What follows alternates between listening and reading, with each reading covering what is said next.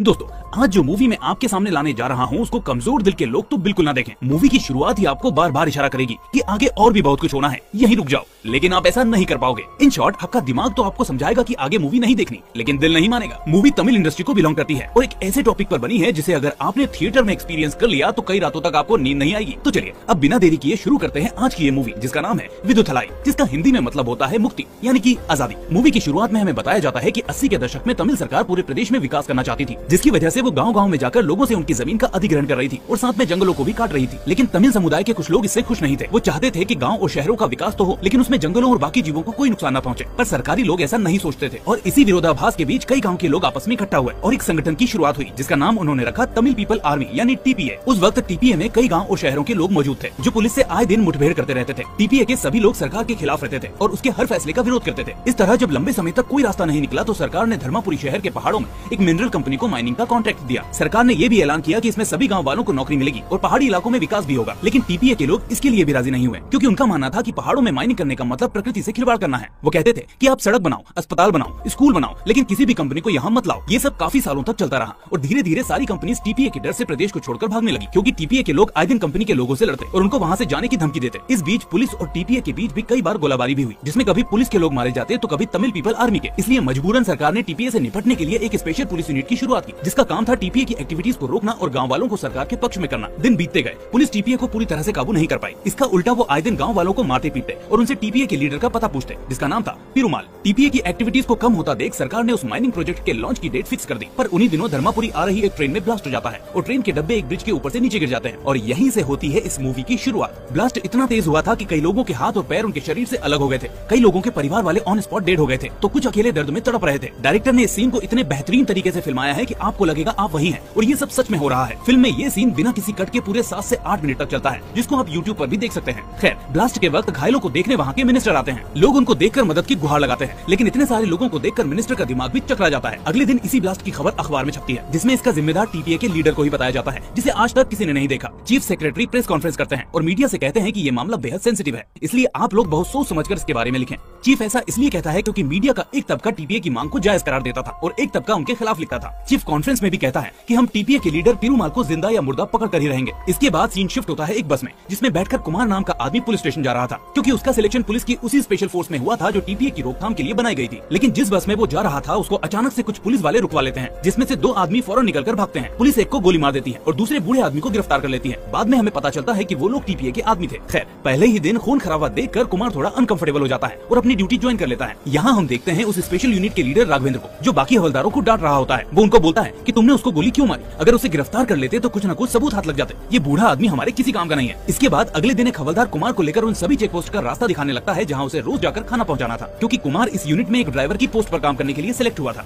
इस तरह कुमार का काम दिन में सभी चेक पोस्ट पर खाना पहुँचाना और रात को टॉवर पर खड़े होकर ड्यूटी देना था। अगले दिन कुमार अपने काम में लग जाता है, लेकिन तभी वो रास्ते में एक परिवार को देखता है जिसमें एक बूढ़ी औरत भालू के हमले से घायल हो चुकी थी और इसलिए सभी मिलकर उसको बड़ी मुश्किल से हॉस्पिटल ले जा रहे थे। कुमार देखता है कि अगर उसको हॉस्पिटल समय पर नहीं पहुंचाया तो कुछ भी हो सकता है, इसलिए वो खाने के डिब्बों को उस औरत के परिवार को देकर कहता है कि तुम आगे चेक पोस्ट पर खाना पहुंचा देना, मैं इनको लेकर हॉस्पिटल जाता हूँ। इसके बाद कुमार हॉस्पिटल में उसका इलाज करवाता है और वापस अपनी ड्यूटी पर आ जाता है, जहाँ राघवेंद्र उसको देखकर एक थप्पड़ जड़ देता है। वो कहता है कि अगर खाने में किसी गाँव वाले ने जहर मिला दिया होता तो उसका जिम्मेदार कौन होता? कुमार कहता है कि सर, वो औरत अगर हॉस्पिटल नहीं जाती तो मर जाती, इसलिए मैंने उसकी मदद की। वो कोई संदिग्ध लोग नहीं थे, बल्कि गाँव के आम लोग थे। इस पर राघवेंद्र और गुस्सा हो जाता है। वो ऑर्डर न फॉलो करने के लिए कुमार को घंटों तक परेड करने की सजा देता है और जब सजा पूरी हो जाती है तो उससे माफी मांगने के लिए कहता है। लेकिन कुमार कहता है कि सर, मैंने कुछ भी गलत नहीं किया तो मैं माफी क्यों मांगू? इस बात पर राघवेंद्र और भड़क जाता है और वो कुमार से सभी टॉयलेट्स को साफ करने के लिए कहता है। उधर डीआईजी एक मीटिंग बुलाता है और राघवेंद्र से कहता है कि पेरुमाल को दुर्गम जंगल के आसपास देखा गया है, इसलिए तुम अपनी चेकिंग बढ़ा दो। उस रात कुमार खाना देकर वापस लौट रहा होता है तो उसे रास्ते में कुछ लोग मिलते हैं। वो उनसे सवाल करने लगता है तो वो लोग बताते हैं कि कल उनकी बहन की सगाई है और वो दूर से सफर करते हुए यहाँ तक आए हैं, जिसमें इतनी रात हो गई। कुमार को उन पर शक नहीं होता, इसलिए वो वहाँ से आगे बढ़ जाता है, जबकि वो लोग असल में टीपीए के ही लोग होते हैं और पेरुमाल भी उनमें शामिल होता है। खैर, अगले दिन वो औरत कुमार को अपने घर बुलाती है। वो कुमार को उसकी मदद करने के लिए शुक्रिया करती है और उसे बताती है कि आज उसकी पोती राशि की सगाई है, इसलिए वो चाहती है कि आज के मौके पर कुमार वहाँ मौजूद हो। कुमार खुशी खुशी वहाँ रुक जाता है। अगले दिन जब कुमार बाजार में होता है तो वो राशि को देखता है। वो राशि से उसकी दादी की तबीयत के बारे में पूछने लगता है और बातों ही बातों में उसकी सगाई के बारे में पूछता है। राशि उसको बताती है कि वो शादी नहीं करना चाहती, लेकिन दादी की तबीयत खराब होने की वजह से उसने सगाई के लिए हाँ बोल दिया। पर दादी ने तो शादी की डेट फिक्स कर दी। मेरी दादी का मेरे अलावा कोई ख्याल नहीं रखता, अगर मैं चली गई तो वो ज्यादा दिन जी नहीं पाएगी। यह कहकर राशि वहाँ से चली जाती है। कुमार उस दिन अपने सीनियर से मिलता है और कहता है कि सर, मुझे शूटिंग करना अच्छे से आता है, इसलिए आप मुझे मेन फोर्स में शामिल कर लें। लेकिन उसका सीनियर उसको नहीं सुनता और उसको वही खाना और टॉवर वाला काम करने को कहता है। कहता है। ये बात अब राघवेंद्र को पता चलती है तो वो फिर से कुमार को अपने पास बुलाकर माफी मांगने के लिए कहता है, लेकिन इस बार भी कुमार माफी नहीं मांगता और अपने दूसरे सीनियर ऑफिसर के पास जाकर कहता है कि सर मैंने उस दिन गांव वालों की मदद ही तो की थी, इसमें गलत क्या है। उस ऑफिसर का नाम चंद्रन होता है। वो कुमार को समझाता है कि बड़े ऑफिसर से बहस करने का कोई फायदा नहीं, ये लोग सस्पेंड कर दे, इससे तो अच्छा है कि तुम माफीनामा लिखकर दे दो, लाओ मैं लिख देता हूँ। अब कुमार उस माफीनामे को लेकर राघवेंद्र के पास जाने लगता है, लेकिन तभी उसका जमीर उसको ऐसा करने से रोक लेता है, इसलिए वो उसको वहीं फाड़ देता है। ये सब राघवेंद्र को पता चलता है तो वो गुस्से में रात को उसका खाना नहीं बनने देता, जिसकी वजह से कुमार भूखा ही सो जाता है। अगले दिन कुमार को रास्ते में राशि मिलती है जो उसे देखकर समझ जाती है कि उसने खाना नहीं खाया, इसलिए वो उसे अपना खाना दे देती है और दोनों में बातें होने लगती है। वो कुमार को बताती है कि उसने शादी के लिए मना कर दिया क्योंकि लड़का दहेज मांग रहा था। कुमार उससे कहता है कि तुमने बिल्कुल सही किया। ऐसे ही रोज मुलाकात होने से दोनों के बीच प्यार का रिश्ता बनने लगता है, जिसके बारे में एक दिन राशि अपनी दादी को बताती है, लेकिन उसकी दादी उस रिश्ते के लिए तैयार नहीं होती। वो कहती है कि कुमार अच्छा लड़का है, लेकिन पुलिस वाले कभी भी हमारे लिए अच्छे नहीं हो सकता है कि ये कोई चाल हो ताकि ये लोग टीपीए के बारे में हमसे पता कर सके, इसलिए तुम कुमार से दूर ही रहो। अब कुछ दिनों बाद पुलिस गाँव के कुछ लोगों को पकड़कर पूछताछ के लिए ले जा रही होती है। तभी रास्ते में टीपीए के लोग आकर पुलिस पर हमला कर देते हैं। पहले वो गाँव वालों को छुड़ाते हैं और फिर पुलिस वालों को वार्निंग देते हैं कि इन जंगलों से दूर रहो, ये हमारा घर है और ये बात सरकार तक भी पहुंचा दो। और इसी बीच हाथापाई में पुलिस के एक आदमी की मौत हो जाती है। अगले दिन राघवेंद्र गुस्से में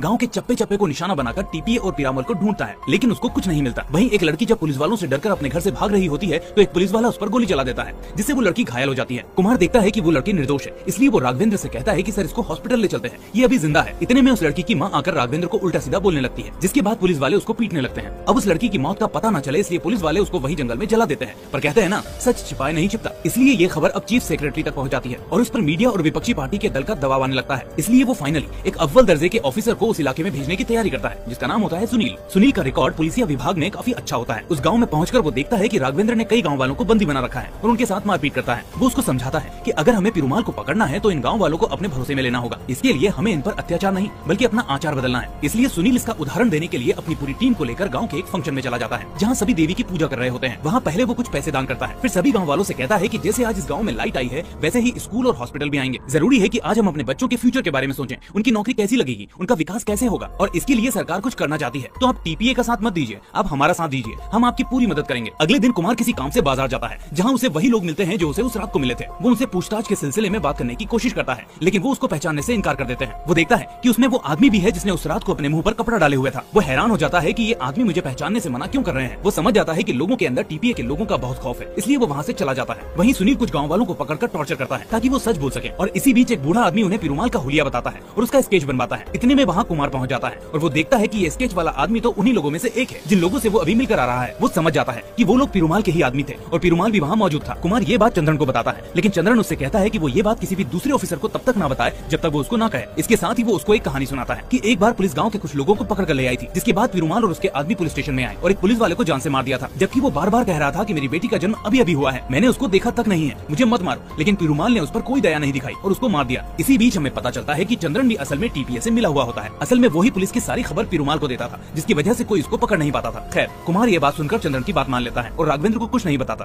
उधर चंद्रन टीपीए को बताता है कि कुमार नाम के ऑफिसर को तुम्हारे बारे में पता चल चुका है, इसलिए थोड़ा संभल कर रहना। वो चाय पिलाने के बहाने कुमार को बाहर ले आता है जहाँ टीपीए का आदमी उसकी शक्ल को पहचान लेता है ताकि जब भी पिरूमाल को उस पर एक्शन लेना हो तो उसको पहचान सके। लेकिन जब पिरूमाल और उसके लोग कुमार के बारे में सोचते हैं तो उन्हें लगता है कि ये तो बस एक मामूली सा ड्राइवर है, अगर हम इसे मार भी देंगे तो सरकार पर इसका कोई असर नहीं पड़ेगा, लेकिन अगर हम इनके बड़े ऑफिसर को मार देंगे तो सरकार इस पुलिस को यहाँ से हटा लेगी। इसलिए वो कुमार की जगह सुनील को मारने का प्लान बनाते हैं। वो पहाड़ के ऊपर जाकर सुनील की गाड़ी का वेट करने लगते हैं और जैसे ही उसकी गाड़ी आती है वैसे ही एक बड़ा सा पत्थर उसके ऊपर धकेल देते हैं, लेकिन सुनील उससे बच जाता है। आगे जाकर उसकी गाड़ी एक गड्ढे में फंस जाती है। थोड़ी देर बाद वहाँ से कुमार खाना लेकर जा रहा होता है, जो सुनील से कहता है कि सर मैं इस गाड़ी को निकाल सकता हूँ। वो ठीक वैसा ही करता है और सुनील उसकी तारीफ भी करता है। अब सुनील एक प्लान बनाता है, वो अपने कुछ लोगों को गाँव वालों जैसे कपड़े पहनाता है और मीडिया में एक खबर निकलवा देता है कि ये लोग टीपीए से जुड़े हुए हैं, लेकिन हम इन पर मुकदमा नहीं चलाएंगे, हम इन्हें रिटेंशन सेंटर भेज रहे हैं ताकि ये इंडिपेंडेंट रहकर नौकरी कर सके। असल में सुनील पुलिस की छवि को सुधारने की कोशिश करता है ताकि गाँव वालों का भरोसा जीत सके। कुमार को लगता है कि यही सही मौका है वो पिरूमाल का पता अपने सीनियर को बता दे, लेकिन चंद्रन उसको समझाता है कि जब मैंने तुमसे बोल रखा है कि मेरे बोलने से पहले तुम किसी से कुछ नहीं कहोगे तो क्यों अपनी जान और नौकरी खतरे में डाल रहे हो, लेकिन फिर भी तुम्हें मरने का शौक है तो जाओ बताओ। कुमार उसकी बात मान लेता है और वेट करने का फैसला करता है। वहीं दूसरे दिन राशि और कुमार की मुलाकात होती है। वो राशि से टीपीए के बारे में बात कर रहा होता है कि किस तरह एक दिन पिरूमाल ने एक पुलिस वाले को बेवजह जान से मार दिया था, जिस पर राशि उससे कहती है कि ये सच नहीं है, वो किसी को बेवजह नहीं मारता। वो बताती है कि जब मैं छोटी थी तब मेरे माँ और बाबा को पुलिस ने उठा लिया था। उसी वक्त तमिल पीपल्स आर्मी ने गाँव में एक मेडिकल कैंप भी रखा था। मेरे अंकल वहाँ जाकर पिरूमाल को बताकर आए कि मेरे माँ और बाबा बेवजह पुलिस के कब्जे में है, जिसके बाद पिरूमाल अपने आदमियों के साथ वहाँ गया और उसने देखा कि मेरे पिता को पुलिस वालों ने पीट पीट कर मार दिया है और वहाँ मेरी माँ बिना कपड़ों के जमीन पर पड़ी है, जिसको पुलिस वालों ने बहुत मारा है। पिरूमाल ने पहले अपनी शर्ट से मेरी माँ के बदन को ढका और उसके बाद उस पुलिस वाले की तरफ इशारा किया जिसने वो सब किया था। पिरूमाल ने पहले उस पुलिस वाले का हाथ काटा क्योंकि उसने मेरी माँ को उसी हाथ से मारा था और फिर मेरे पिता को मारने की वजह से उसको भी जान से मार डाला, जबकि वो बार बार कह रहा था कि मैं अभी अभी बाप बना हूँ, मुझे छोड़ दो। कुमार उसकी सारी बातें ध्यान से सुन रहा था। वो समझ चुका था कि चंद्रन ने उसे आधी बात बताई थी। वो अब बेहद गंभीर मुद्रा में वापस पुलिस स्टेशन चला आया। पूरे रास्ते उसका दिमाग यही सोच रहा था कि पेरुमाल सही आदमी है या नहीं। उसी रात जब कुमार पहरा दे रहा था तब उसे एक लड़की बिना कपड़ों के जख्मी हालत में पुलिस स्टेशन से बाहर भागते हुए दिखी। वो फौरन उसको रोकता है। वो कहती है कि पुलिस वाले ने मेरे एक बच्चे को मार दिया और मेरा दूसरा बच्चा मेरे घर पर दूध के लिए तड़प रहा है, मुझे जाने दो। कुमार कुछ कहता उससे पहले ही दूसरा पुलिस वाला उसके सर पर हमला कर देता है, जिससे वो बेहोश हो जाती है और बाकी पुलिस वाले उस लड़की और बुढ़े को लेकर कहीं और चले जाते हैं। कुछ दिनों बाद गाँव में एक मिनिस्टर आता है जो गाँव वालों को समझा रहा होता है। वहीं सिक्योरिटी के लिए कुमार भी ड्यूटी पर था, जिसे राशि मिल जाती है। वो उससे माफी मांगता है और कहता है कि मैं पुलिस वाला होकर भी कुछ नहीं कर पा रहा,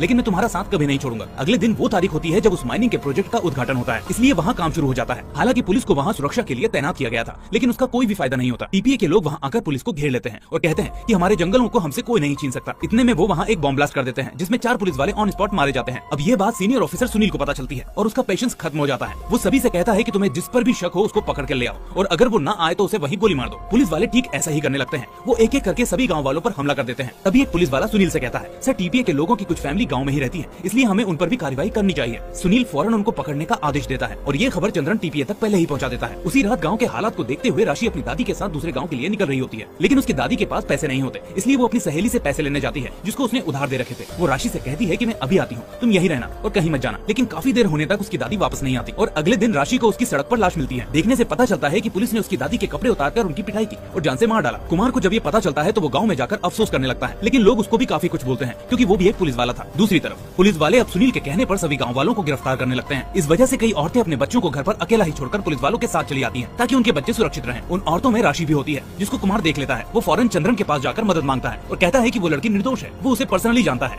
इसलिए वो उसको छुड़वा दे। चंद्रन ऐसा करने से मना कर देता है, जिसके बाद कुमार कहता है तो फिर मैं खुद ही जाकर सभी को पेरुमाल का पता बता देता हूँ, जिस पर चंद्रन उसे ऐसा करने से मना करता है। उधर राघवेंद्र औरतों और आदमियों को अलग अलग सेल में रखता है और उनसे पूछताछ करने लगता है, लेकिन जब उसे कोई भी गाँव वाला कुछ नहीं बताता तो वो सभी औरतों के कपड़े उतरवाता है और उनके मंगलसूत्र को भी छिनवा लेता है। ये सब देखकर कुमार राघवेंद्र को रुकने के लिए कहता है, लेकिन वो उसकी एक नहीं सुनता। इसके बाद कुमार फौरन सुनील सर के पास आता है और उनको सब कुछ बता देता है। वो कहता है कि मुझे पेरुमाल का पता मालूम है, लेकिन आप उस निर्दोष लड़की को बचा लीजिए। सुनील फौरन अपनी फोर्स को कुमार के साथ उस पते पर भेज देता है जहाँ पर कुमार ने पेरुमाल को देखा था। अब यहाँ टीपीए और पुलिस वालों के बीच काफी देर तक गोलीबारी होती है, जिसमें दोनों ही तरफ के लोग मारे जाते हैं। इस बीच कुमार पेरुमाल को पकड़ लेता है और कहता है कि मुझे मालूम है कि तुम गलत नहीं हो, लेकिन तुम्हारी वजह से पुलिस गाँव के निर्दोष लोगों को मार रही है, इसलिए तुम सरेंडर कर दो, तुम्हारी सजा कम हो जाएगी। लेकिन पेरुमाल उसकी नहीं मानता और वहाँ से भागने लगता है। इसके बाद कुमार जब टीपीए के आदमियों को भागते हुए देखता है तो उनके पैरों पर निशाना लगाकर उन्हें घायल कर देता है। यहाँ हमें पता चलता है कि उसका निशाना वाकई में अचूक है, जैसा उसने शुरू में अपने सीनियर को बताया था। अब एक तरफ राशि गांव की औरतों को बचाने के लिए आगे आती है, तो वहीं दूसरी तरफ कुमार पेरुमाल को पकड़ लेता है और यही होता है पिक्चर के पहले पार्ट का दी एंड। लेकिन मूवी के क्रेडिट सीन में हमें दूसरे पार्ट की एक झलक दिखाई जाती है, जहां हमें अंदाजा लगता है कि शायद पुलिस वालों ने राशि को भी मार दिया था, जिसके चलते सुनील राघवेंद्र को सस्पेंड कर देता है। वहीं कुमार पेरुमाल से उस ट्रेन में हुए ब्लास्ट की पूछताछ कर रहा होता है, लेकिन इतने में कोई आकर पेरुमाल को छुड़वा लेता है। मुझे तो इस मूवी के दूसरे पार्ट का बेसब्री से इंतजार है। ये कहानी अगर आप बड़े पर्दे पर देखोगे तो आपके रोंगटे खड़े हो जाएंगे, क्योंकि एक एक सीन बेहद यूनिक तरीके से फिल्माया गया है।